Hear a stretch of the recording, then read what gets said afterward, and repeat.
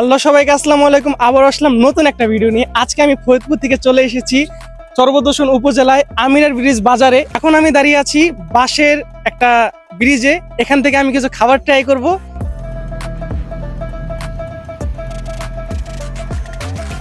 দেখুন এখানকার ভিউটা কত সুন্দর, দেখলেই প্রেমে পড়ে যাবেন। এখানে আজকে প্রচুর রোদ।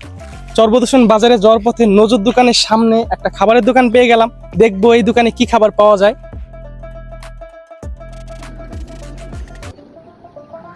এখানকার ভিউটা জাস্ট ওয়াও, এত সুন্দর ভিউ গ্রামে না আসলে আপনারা বুঝতেই পারবেন না, এবং এত সুন্দর ভিউ গ্রাম ছাড়া আপনারা কোথাও দেখতেও পারবেন না।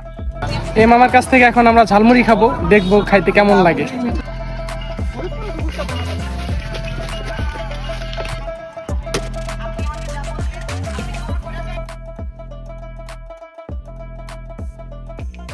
এই অতিরিক্ত গরমের মধ্যে আমি ঝালমুড়ি খাওয়া স্টার্ট করি। এই ঝালমুড়িটার দাম ছিল 20 টাকা। ঝালমুড়িটা আমার কাছে বেশি ভালো লাগে নাই, কারণ ঝালমুড়ির মধ্যে মশলার পরিমাণ খুবই কম ছিল।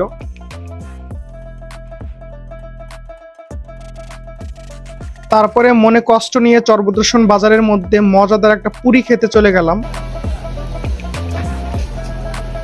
এই অতিরিক্ত গরমের মধ্যে দোকানের মধ্যে না বসে অটোর মধ্যে বসতে বাধ্য হচ্ছি। এখন আমরা ট্রাই করব এই চরবদর্শন বাজারের মধ্যে অন্যতম জনপ্রিয় একটা পুরি, যার দাম মাত্র 5 টাকা। প্রায় এক যুগেরও বেশি সময় ধরে তারা এই বাজারে সুনামের সাথে ব্যবসা করছে। এখন আমরা খেয়ে দেখব তার পুরিটা খেতে কেমন। এই পর্যন্ত আমার খাওয়া 5 টাকার মধ্যে সব থেকে মজাদার পুরি হচ্ছে এইটা। এই পুরির মেন আকর্ষণ হচ্ছে ভিতরে যে ডালটা ব্যবহার করা হয় সেইটা খুবই মজার আর ফ্লেভারফুল। সাথে একটা টমেটো সস দেওয়া হয়। এই সসটা দিয়ে পুরিটা খাইতে অনেক বেশি মজা লাগতেছিল। সাথে কিন্তু সালাদও পেয়ে যাবেন। এই দোকানটার লোকেশন হচ্ছে চরবদর্শন পাইলট স্কুলের ঠিক পাশেই। চরবদর্শনের আশেপাশে হইলে এই পুরিটা একবার হলেও ট্রাই করা উচিত, কারণ একবার খেলে মুখে লেগে থাকবে। অতিরিক্ত গরমের মধ্যে অনেক ভেলপুরি খাইতে ইচ্ছা করতেছিল।